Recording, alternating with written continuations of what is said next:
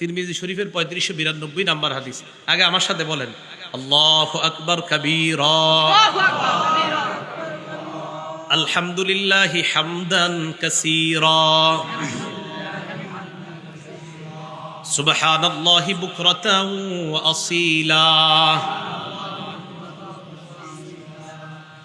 তিরমিজি শরীফের 3592 নাম্বার হাদিস। আব্দুল্লাহ ইবনে ওমর রাদিয়াল্লাহু তাআলা আনহুমার বর্ণনা, তিনি বলেন কুন্না নুসাল্লি মা'আন নবী সাল্লাল্লাহু আলাইহি ওয়াসাল্লাম, আমরা আল্লাহ নবীর সাথে সালাত আদায় করছিলাম। ফাকালা রাজুলুম মিনাল কওম আল্লাহু আকবার কাবীরা ওয়ালহামদুলিল্লাহি হামদান কাসীরা ওয়া সুবহানাল্লাহি বুকরাতাও ওয়া আসীলা।